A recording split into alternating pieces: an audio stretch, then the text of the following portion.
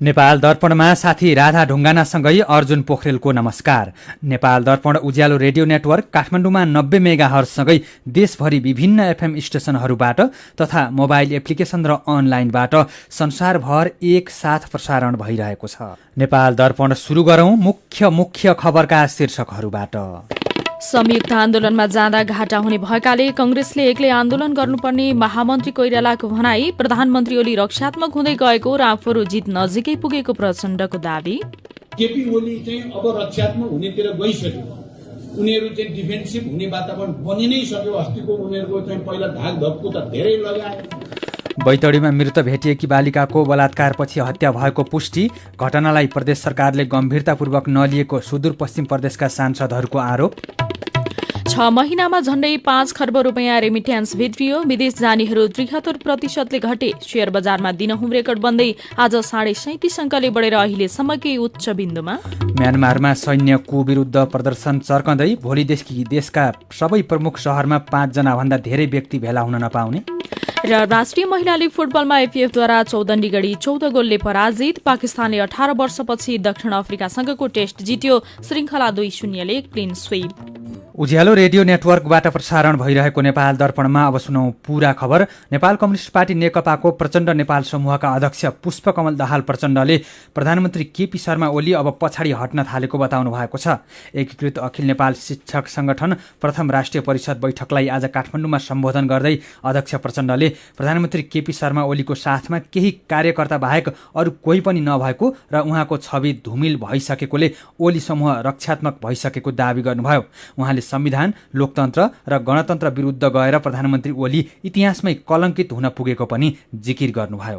केपी ओली चाहिँ अब रक्षात्मक हुनेतिर गइसक्यो, उनीहरू चाहिँ डिफेन्सिभ हुने वातावरण बनि नै सक्यो। अस्तिको उनीहरूको चाहिँ पहिला धाक धप्को त धेरै लगाए, तर छिरलेर मान्छे राख्दाखेरि पनि उनकै सेक्युरिटीले चाहिँ 30,000-35,000 भन्दा बढी थिएनन् भनिदिएपछि उनले आफै बिच गाली गरागर भएको देखाएको छु मैले पनि। अब वातावरण बिस्तारै सकारात्मक दिशातिर चाहिँ बन्दै गएको मैले देखेको छु।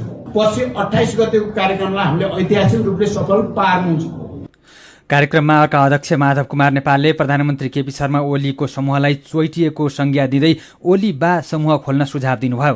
प्रधानमन्त्री ओलीलाई आफूहरूले साधारण सदस्यबाट समेत बर्खास्त गरिसकेकोले उहाँको नेकपासँग कुनै सम्बन्ध नभएको नेपालको दावी छ। यसैबीच नेपाली कांग्रेसका महामन्त्री शशाङ्क कोइरालाले नेपाली कांग्रेस संयुक्त आन्दोलनमा जान नहुने बताउनु भएको छ। प्रतिनिधि सभा विघटनका विरुद्धमा छुट्टा छुट्टै आन्दोलन गरिरहेका दलहरूले संयुक्त आन्दोलनको चर्चा गरिरहँदा कांग्रेस महामन्त्री कोइरालाले आन्दोलनमा जाँदा कांग्रेस अरूसँग मिल्न नहुने बताउनु भएको हो।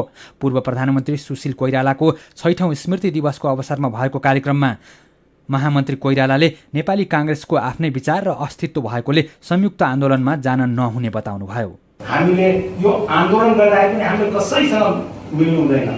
अघि हाम्रो कम्युनिस्ट नेताले भन्नु संयुक्त जानुपर्छ, फेरि हामीलाई नै घाटा हुन्छ। संयुक्त जानै हुँदैन। हाम्रो आफ्नै अस्तित्व छ, हाम्रो आफ्नै विचार छ, अरूसँग किन मिल्ने? अहिलेको अवस्थामा नेपाली कांग्रेसको भविष्यमा अत्यन्त उज्जवल देखिन्छ। तर नेपाली कांग्रेसले पनि आफ्नो कार्यकर्ताहरूलाई समेटेर एकजुट बनाएर लिएर जान सक्नुपर्छ भन्ने मेरो धारणा। यसैबीच प्रतिनिधि सभा विघटन विरुद्धको मुद्दाको सुनुवाई भोलि नहुने भएको छ। पूर्व न्यायाधीश इन्द्रराज पाण्डेको निधन भएका कारण भोलि सुनुवाई नहुने प्रधान न्यायाधीश सोलेन्द्र शमशेर जबराले आजको इजलासमा जानकारी दिनुभएको हो।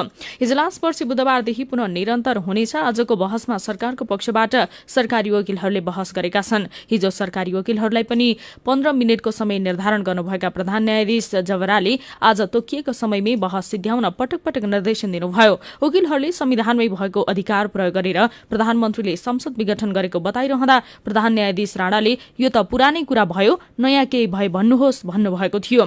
प्रतिनिधि सभा विघटन विरुद्ध सर्वोच्च अदालतमा परेका 13 मुद्दामाथि 5 सदस्यीय संवैधानिक इजलासमा सुनवाई भइरहेको छ। प्रधानमन्त्रीका निजी वकिलको बहस सकिएपछि सभामुखका कानून व्यवसायीहरूले बहस गर्नेछन्। त्यसपछि विज्ञहरूको समूह एमिकस क्युरीले आफ्ना धारणा राख्नेछन्। बैतडीमा गएको बिहिबार मृत अवस्थामा भेटिएकी 17 वर्षीय भागीरथी भट्टको बलात्कारपछि हत्या भएको पोस्टमार्टम रिपोर्टबाट पुष्टि भएको छ। जिल्ला अस्पताल बैतडीमा गरिएको पोस्टमार्टम रिपोर्टबाट दोगडा केदार गाउँपालिका 7 की भट्टको बलात्कारपछि घाँटी थिचेर हत्या भएको पुष्टि भएको हो। प्रदेश प्रहरी कार्यालयका प्रमुख डीआईजी उत्तम सुवेदीले पोस्टमार्टम रिपोर्टले बलात्कारपछि घाँटी थिचेको देखाएको बताउनुभयो। उहाँले सामूहिक बलात्कार हो वा होइन भन्ने बारेमा थप परीक्षण भइरहेको जानकारी दिनुभयो। घटनाको थप अनुसन्धान भइरहेको डीआईजी सुवेदीको भनाइ छ। गएको बुधबार विद्यालयबाट फर्कने क्रममा बेपत्ता भएकी भागीरथी बिहिबार साँझ दोगडा केदार गाउँपालिकाकै लवलेक सामुदायिक वनमा हत्या गरिएको अवस्थामा भेटिएकी थिइन्। यसैबीच बलात्कारपछि हत्या गरिएकी बैतडीकी किशोरी भागीरथी भट्टको भेजाइनल स्वाब परीक्षणको लागि काठमाडौँ ल्याइएको छ। भागीरथीको भेजाइनल स्वाब शङ्का लागेको व्यक्तिको शुक्रकिटसँग मिलेमा दोषी ठहर हुने प्रहरीले बताएको छ। तर स्वाब एक सहायक सामग्री मात्रै भएकोले बलात्कार गर्ने व्यक्तिको डीएनए छुटेको भए मात्रै परीक्षणबाट थाहा हुने जिल्ला अस्पताल बैतडीका प्रमुख डाक्टर वसन्तराज जोशीले बताउनुभयो। यसैबीच सुदूरपश्चिम प्रदेश सभाको हिउँदे अधिवेशन आजबाट सुरु भएको छ।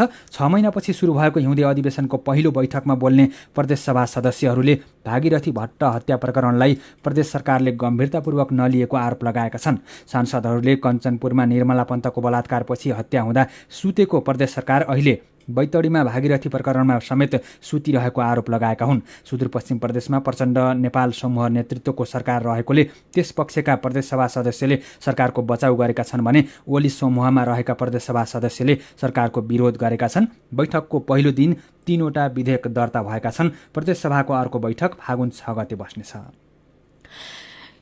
दैलेखका पत्रकार डेकेन्द्र थापाको हत्यामा संलग्न 1 जना पक्राउ परेका छन्। 2062 सालको साउनमा मृत अवस्थामा भेटिएका पत्रकार थापाको हत्यामा संलग्न दैलेखकै महाबु गाउँपालिका 6 का 68 वर्षका जयबहादुर शाहीलाई पक्राउ गरिएको जिल्ला प्रहरी कार्यालय दैलेखले जनाएको छ। थापाको हत्या सम्बन्धी मुद्दामा जयबहादुर शाहीलाई जिल्ला अदालत दैलेखले 2071 मंसिर 21 गते 2 वर्ष कैदको फैसला सुनाएको थियो।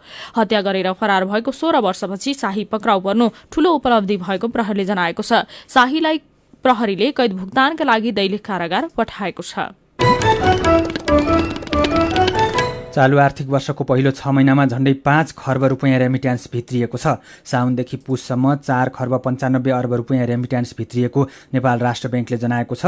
यो गत वर्षको पहिलो 6 महिनाको तुलनामा 11.1% धेरै हो। अमेरिकी डलरमा भित्रने रेमिट्यान्स पनि 6.7% बढेर 4 अर्ब 19 करोड रुपियाँ पुगेको छ। कोरोना महामारीका कारण रेमिट्यान्समा ठूलो कमी आउने अनुमान विपरीत रेमिट्यान्स बन्नुलाई अर्थविदले राम्रो संकेत भनेका छन्। यस्तै पछिल्लो 6 महिनामा वैदेशिक रोजगारीको लागि अन्तिम श्रम स्वीकृति लिने नेपालीको संख्या 77.6% ले घटेको छ। वैदेशिक रोजगारीका लागि पुनः श्रम स्वीकृति लिने नेपालीको संख्या 68.9% ले घटेको छ। यसैबीच शेयर बजार परिसूचक नेप्से अहिलेसम्मकै उच्च बिन्दुमा पुगेको छ। आज 37.5 अङ्कले बढेर नेप्से 2561.47 बिन्दुमा पुगेको छ। यो अहिलेसम्मकै उच्च बिन्दु हो। आज बैंकिङ समूहको शेयर 62 अङ्कले, होटल समूहको शेयर 28 अङ्कले, विकास बैंकको 86 अङ्कले, फाइनान्सको 22 अङ्कले, अन्यको 9 र जीवन बीमा समूहको शेयर 211 अङ्कले बढेको छ। आज 206 वटा कम्पनीका 2 करोड 11 हजार किता शेयर 10 अर्ब 61 करोड 91 लाख रुपियाँमा कारोबार भएका छन्। यो रकम नेपाली शेयर बजारमा अहिलेसम्मकै धेरै हो। पर्सि बुधबारदेखि फेरि हिमपात र वर्षा हुने भएको छ। बुधबार नेपालभित्रिने पश्चिमी वायुको प्रभावका कारण हिमपात र वर्षाको सम्भावना रहेको मौसम पूर्वानुमान महाशाखाकी मौसमविद सजिना साकियाले बताउनुभयो। झन्डै 5 महिनापछि शुक्रबार र शनिबार काठमाडौँ सहित देशका धेरै ठाउँमा पानी परेको थियो। हिजोदेखि मौसम सुधार भएको छ। बुधबार आउन लागेको पश्चिमी वायुको प्रभावले उच्च पहाड़ तथा हिमाली क्षेत्रमा हिउँ पर्नेछ। यस्तै पश्चिमी पहाड़ी भूभाग सहित देशका धेरै ठाउँमा बादल लागेर सामान्य पानी पर्ने मौसम पूर्वानुमान महाशाखाले जनाएको छ। पश्चिमी वायुको प्रभाव बुधबारदेखि 3 दिन रहने मौसमविद साक्यले बताउनुभयो। सीधा कुरा प्रश्न विचार यो हो उज्यालो रेडियो नेटवर्क काठमाडौँमा 90 मेगाहर्ज, नेपाल दर्पणमा रिपोर्टसँगै खबरको सिलसिला बाँकी नै छ, सुन्दै गर्नुहोला। तपाईँ अहिले रेडियो मोबाइल एप्लिकेसन र अनलाइनबाट प्रसारण भइरहेको उज्यालो रेडियो नेटवर्कको नेपाल दर्पण सुन्दै हुनुहुन्छ। यतिन्जेल हामीले संयुक्त आन्दोलनमा जाँदा घाटा हुने भएकोले कांग्रेसले एक्लै आन्दोलन गर्नुपर्ने महामन्त्री कोइरालाको भनाई, प्रधानमन्त्री ओली रक्षात्मक हुँदै गएको र आफूहरू जित नजिकै पुगेको प्रचण्डको दावी, बैतडीमा मृत भेटिएकी 17 वर्षीय बालिकाको बलात्कारपछि हत्या भएको पुष्टि, 6 महिनामा झण्डै 5 खर्ब रुपियाँ रेमिट्यान्स भित्रियो लगायतका खबर प्रस्तुत गर्यौं। नेपाल दर्पणमा अब बाँकी प्रसंग। दाङको तुलसीपुर उपमहानगरपालिका स्मार्ट छोरी कार्यक्रम सञ्चालनमा ल्याएको छ। माध्यमिक शिक्षा सुनिश्चित गर्न तथा 20 वर्ष नपुग्दै हुने विवाह रोक्न उपमहानगरपालिकाले यो कार्यक्रम सञ्चालनमा ल्याएको हो। स्मार्ट छोरी बिहेबारी 20 वर्ष पारी भन्ने नाराका साथ कार्यवेदिनी तयार पारेर कार्यक्रम शुरू भएको छ। थप जानकारी सहित दाङबाट उज्यालो सहकर्मी हेमराज शर्माको रिपोर्ट। छोरीहरूलाई समतामूलक ढंगले अघि बढाउनका निम्ति गर्भदेखि स्वर्ग नपुग्दासम्म राज्यको तर्फबाट विशेष हेरचाह गर्नुपर्छ, ध्यान पुर्याउनुपर्छ भनेर उपमहानगरपालिकाले अघि कार्यक्रम अघि सारी बिहेबारी कम्तीमा 20 वर्ष पारी भन्ने कुरा पनि यसबाट अघि जाओस् भनेर हामीले स्मार्ट छोरी बिहेबारी 20 वर्ष पारी भन्ने मूल नाराका साथ यो कार्यक्रम चाहिँ सुरुवात गरेका छौं। तुलसीपुर उपमहानगरपालिकाका मेयर घनश्याम पाण्डे स्मार्ट छोरी कार्यक्रमको उद्देश्य बताउँदै अहिले पनि समाजमा छोरीको उमेर नपुग्दै विवाह गरिदिने, शिक्षा दीक्षामा कम चासो दिने र बीचमै पढाइ छोड्ने समस्या छ। स्मार्ट छोरी कार्यक्रमले समाजमा विद्यमान त्यस्ता समस्या कम गर्ने अभिभावकको विश्वास छ। तुलसीपुर उपमहानगरपालिका वडा नम्बर 10 का मनोज कुमार आचार्य, त्यो एकदमै प्रभावकारी छ, एकदमै राम्रो छ। यसले चाहिँ महिलाहरूलाई चाहिँ 20 वर्ष नपुग्दै बिहे नगर्ने भनेर चाहिँ एउटा जिम्मेवारी पनि दिएको छ। त्यसैगरी यसले चाहिँ महिला सशक्तिकरणमा ठूलो टेवा पुग्ने मैले विश्वास लिएको छु। तुलसीपुर उपमहानगरपालिका भित्र वर्षमा 1200 देखि 1500 छोरीहरू जन्मने नगरपालिकाको आकलन छ। कार्यक्रम अनुसार नगरपालिका भित्रका सबै बालिकाको नाममा जन्मिएको महिनामा 1200 र त्यसपछि 20 वर्ष नपुग्दासम्म हरेक महिना 100 रुपियाँका दरले रकम जम्मा गरिनेछ। गएको साउन 1 गतेदेखि जन्मिएका सबै बालिकालाई यो कार्यक्रममा समेटिने नगरपालिकाले जनाएको छ। गाउँमै पुगेर पैसा जम्मा गर्नका लागि 2वटा बैंकसँग सम्झौता गरेर वडा कार्यालय मार्फत सम्बन्धित सबैलाई जानकारी गराउने काम भइरहेको छ। उपमहानगरपालिका महिला बाल बालिका तथा सामाजिक विकास शाखा अधिकृत माया श्रेष्ठ, साउन 1 गतेदेखि जन्मिएका नानीहरू चाहिँ हाम्रो सम्पर्कमा आउनुहुन्छ। निश्चित क्राइटेरिया चाहिँ छ, जस्तै जन्म दर्ताका कुराहरू, बाबुआमाको चाहिँ बिहे दर्ताको कुराहरू, अनि त्यस्तै गरेर स्वास्थ्य संस्थामा चाहिँ सुत्केरी भएका कुराहरू, यी कुराहरूलाई कोड गरेर हामीले उहाँहरूलाई आह्वान गरेका छौँ कार्यालयमा सम्पर्कमा आउनको लागि, बैंकमा खाता खोल्नको लागि। यसरी जम्मा भएको रकम निकाल्न सम्बन्धित बालिकाले 12 कक्षा पास गरेको र 20 वर्ष पूरा गर्दासम्म विवाह नगरेको हुनुपर्नेछ। 12 कक्षा पास नगर्दै पढाइ छोडेमा वा 20 वर्ष नपुग्दै विवाह गरेमा भने खातामा जम्मा भएको रकम उपमहानगरपालिकाकै खातामा फिर्ता आउने उपमहानगरपालिकाले जनाएको छ। यसबाट बाल विवाह घट्ने र छोरीहरू आत्मनिर्भर हुने विश्वास गरिएको छ। फेरि तुलसीपुर उपमहानगरपालिकाकी महिला बाल बालिका तथा सामाजिक विकास शाखा अधिकृत माया श्रेष्ठ, कार्यक्रम लागू भइसके पछाडि बालमित्र सूचकहरू कतिपय चाहिँ मिट हुने कुराहरू पनि हामीले यो हुन्छ भन्नेमा हामी चाहिँ गएका छौँ र सँगसँगै जुन बाल विवाहका कुराहरू छन् ती बाल विवाहका कुराहरू चाहिँ न्यून हुन्छ भन्नेमा हामी ढुक्क छौँ। रिपोर्टपछि नेपाल दर्पणमा फेरि पनि खबरकै सिलसिला। पछिल्लो 24 घण्टामा कोरोना संक्रमणबाट 7 जनाको ज्यान गएको छ। योसँगै नेपालमा कोरोना संक्रमणका कारण ज्यान गुमाउनेको संख्या 2045 पुगेको स्वास्थ्य तथा जनसंख्या मन्त्रालयले जनाएको छ। यस्तै पछिल्लो 24 घण्टामा 130 जनामा कोरोना संक्रमण पुष्टि भएको छ।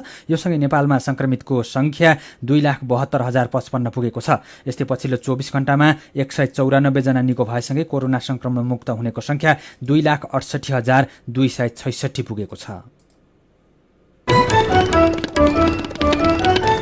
सीधा कुरा प्रश्न विचार, यो हो उज्यालो रेडियो नेटवर्क काठमाडौँमा 90 मेगाहर्ज। नेपाल दर्पणमा मेरो पनि भन्नु छ सँगै खबरको सिलसिला बाँकी नै छ, सुन्दै गर्नुहोला। विभिन्न रेडियो स्टेशनबाट मेचीदेखि महाकालीसम्म र मोबाइल एप्लिकेसन तथा अनलाइनबाट संसारभरि एकसाथ प्रसारण भइरहेको नेपाल दर्पणमा तपाईंलाई फेरि स्वागत छ। नेपाल दर्पणमा अब बाँकी खबर। नेपालमै पहिलो पटक प्रदेश नम्बर 2 मा आयुर्वेद विज्ञानको पठन पाठन शुरू भएको छ। महोत्तरीको गौशालामा रहेको राष्ट्रिय माविमा आजदेखि डिप्लोमा इन आयुर्वेद विज्ञान विषयको पठन पाठन शुरू भएको हो। सिटिभिटीसँग समन्वय गर्दै गौशाला नगरपालिकाले पठन पाठन शुरू गरेको जनाएको छ। जुम्लाको तातोपानी गाउँपालिका वडा नम्बर 1 तरापी लेकमा आगलागी हुँदा 1000 स्याउका बिरुवा जलेर नष्ट भएका छन्। 4 जना स्थानीय बासिन्दाका झण्डै 1000 स्याउका बिरुवा आगलागीबाट नष्ट भएको गाउँपालिकाका अध्यक्ष नवराज नेउपानेले बताउनुभयो। सोलुखुम्बुमा वैदेशिक रोजगारीबाट फर्किएका युवाहरू पुर्ख्यौली पेसामा रमाउन थालेका छन्। युवाहरूले विदेशमा कमाएको धन प्रयोग गरेर गाउँघरमै तामा, पित्तल, फलाम लगायतका धातुबाट भाँडाकुँडा र मूर्ति बनाउने पेसा अँगालेका छन्। झण्डै 12 वर्ष कतार र मलेसियामा बिताउनु भएका सोलु दुधकुन नगरपालिका 3 फलामखानीका पदमबहादुर विश्वकर्माले ओखलढुङ्गाको रगनीमा धातु सम्बन्धी उद्योग सञ्चालन गरेर विदेशको भन्दा दोब्बर आमदानी गरिरहेको बताउनुभयो। पाल्पामा रातिमा टिप्पर चलाउन नपाइने भएको छ। चर्को आवाजले गर्दा सडक छेउछाउका नागरिकले सुत्न नपाएको गुनासो गरेपछि जिल्ला प्रशासन कार्यालय पाल्पाले राति 9 बजेदेखि बिहान 4 बजेसम्म टिप्पर चलाउन रोक लगाएको हो। प्रमुख जिल्ला अधिकारीको अध्यक्षतामा बसेको सर्वपक्षीय बैठकले दिउँसोको समयमा टाइम कार्ड पनि लागू गर्ने निर्णय गरेको छ। प्रदेशका मुख्यमन्त्री शेरधन राईले प्रदेश सरकारले गरेका कामको फेहरिस्त तयार गरेर 1 महिनाभित्र सबैका गोजीमा पुर्याउने बताउनु भएको छ। नेपाल पत्रकार महासंघ ओखलढुङ्गाको भवन उद्घाटन गर्दै मुख्यमन्त्री राईले 3 वर्षमा प्रदेश सरकारले गरेका कामको फेहरिस्त सबैका गोजीसम्म पुग्ने दावी गर्नुभयो। 10 लाख रुपैयाँ भन्दा धेरै मूल्य पर्ने अवैध लागु औषध सहित विराटनगरबाट 1 जना पक्राउ परेका छन्। विराट नगरपालिका वडा नम्बर 5 मा रामप्रसाद शाहको घरमा औषधि पसल गर्ने विक्रम मण्डललाई नेपालमा प्रतिबन्धित 79 ब्रान्डका लागु औषध सहित पक्राउ गरिएको मोरङका एसपी सन्तोष खड्काले जानकारी दिनुभयो। महोत्तरीमा आगलागी हुँदा झण्डै 10 लाख रुपैयाँ बराबरको क्षति भएको छ। बर्दिवास नगरपालिका 8 हथीलेट गोपाल गुर्म छानेको घरमा विद्युत सर्ट भई आगलागी हुँदा लत्ता कपडा लगायतका सामग्री जलेर नष्ट भएको हो। यस्तै महोत्तरीकै बर्दिवासमा एक वृद्धको शव फेला परेको छ। बर्दिवास नगरपालिका 11 जैसीटोलका 52 वर्षीय यमबहादुर घतानीको शव फेला परेको हो। मेरो पनि भन्नु छ। नेपालमा बलात्कार र बलात्कारपछिको हत्याको क्रम बढिरहेको छ। यसलाई कम गर्नको लागि कसले के गर्नुपर्छ भन्ने विषयमा तपाईले राख्नुभएका विचार र प्रतिक्रियालाई आजको मेरो पनि भन्नु छमा समेटेका छौं। प्रकाश खड्का लेख्नुहुन्छ, सामाजिक सचेतना, नैतिक शिक्षा र शिक्षकलाई जिम्मेवार बनाउनुपर्छ। यस्तै पालिकाहरूले चेतना अभिवृद्धि र खबरदारी गर्ने तथा दोषीलाई कडा कारबाही गर्नुपर्छ। बलराम जोशीको सुझाव छ, नैतिक शिक्षालाई प्रभावकारी कार्यान्वयनमा ल्याउनुपर्छ। अनुशासन, इमानदारिता सिकाउनुपर्छ। कसैको इज्जतमाथि अन्याय र अत्याचार नगर्नु, नगराउनु भन्ने अर्थी उपदेश आमा बाबुबाट सम्प्रेषण गराउनुपर्छ। राजु पन्थी भन्नुहुन्छ, बलात्कारीलाई अत्यन्तै कडा सजाय दिने कानून बनाउनुपर्छ र कार्यान्वयन गर्नुपर्छ। बलात्कार र हत्यामा संलग्नलाई सरकारले कुनै पनि हालतमा जोगाउँदैन भन्ने सन्देश गाउँ शहरमा फैलाउन सके यस्ता घटनामा कमी आउने थियो। जीसी धनबहादुरको विचार पनि उस्तै छ। उहाँ लेख्नुहुन्छ, कडा कानून ल्याएर बलात्कारीलाई कारबाही गर्नु आवश्यक छ। अपराधी जोसुकै होस्, नातावाद र कृपावाद बिना कानूनको कठघरामा उभ्याउनुपर्छ। बालिकालाई आत्मरक्षाको तालिम पनि सबै गाउँमा दिइनुपर्छ। अनि नवीन नाम गरेका साथी ट्विटरमा लेख्नुहुन्छ, कुनै पनि व्यक्ति जन्मदै बलात्कारी भएर जन्मदैन। कुनै पनि पीडितलाई न्याय दिनु भनेको ऊ जस्तो अर्को पीडित उम्रन नदिनु हो। त्यसैले पीडितले न्याय पाउनुपर्छ।